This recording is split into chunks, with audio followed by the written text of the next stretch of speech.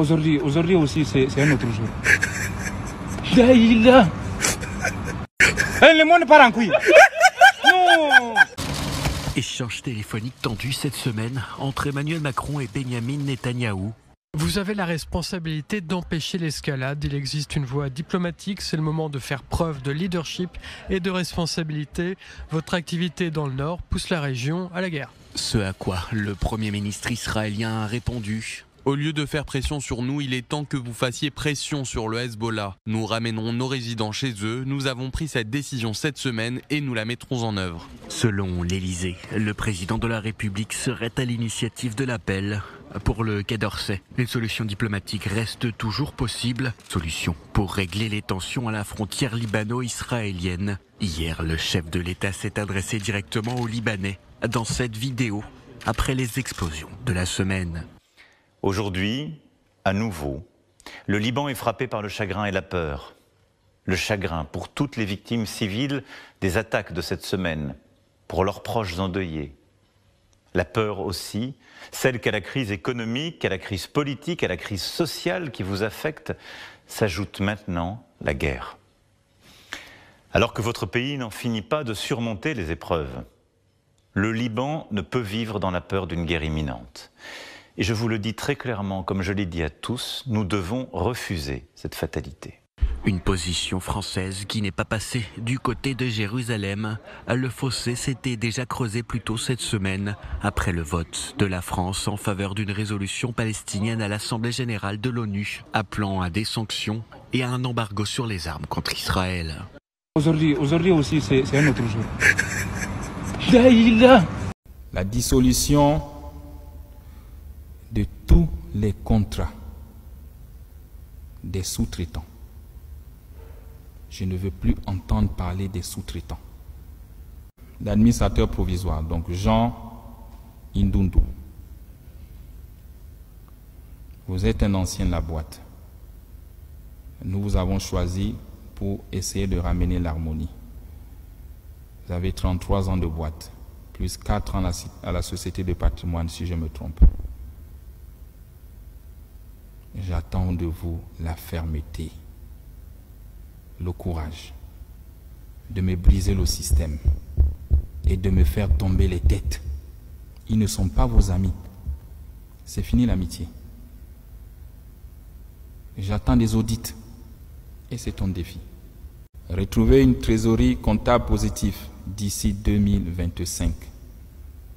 J'ai dit je t'accorde 6 mois. À la CNSS, il s'en sort. Donc toi aussi, tu devrais t'en sortir dans les 6 mois. L'adoption du plan Transfo 2025. Il est détaillé avec un tableau de bord que je vais te remettre à la fin. Sur ce tableau, tu as plusieurs axes. La stabilisation de la fourniture d'électricité et eau sur tout l'étendue du territoire avant 2025. Transformation du bilan comptable de moins 30 milliards par an, actuellement à plus 10 milliards par an, et lutter contre les fraudes. L'amélioration de l'expérience utilisateur et service client sur toute l'étendue du territoire. La baisse du prix de l'énergie,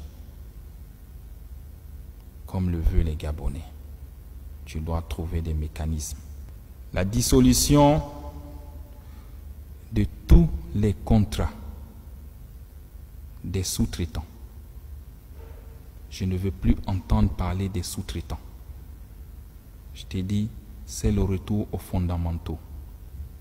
Comme au début, c'est la SCG qui fait tout. Je ne veux plus entendre parler des sous-traitants. À l'exception des fournisseurs du carburant, des gaz, des services d'entretien. C'est les seuls que tu dois avoir comme sous-traitants. Ceux qui vont payer les compteurs en Chine pour dire qu'ils ont ouvert des maisons pour venir placer, c'est fini.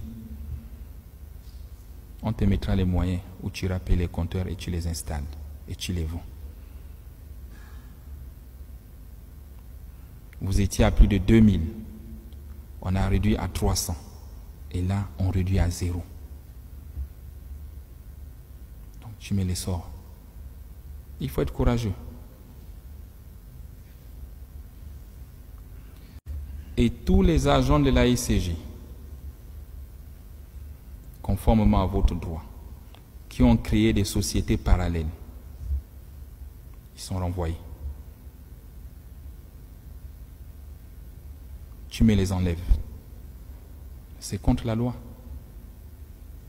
On ne peut pas concurrencer sa propre maison. Il y en a qui se cachent derrière les sociétés écrans.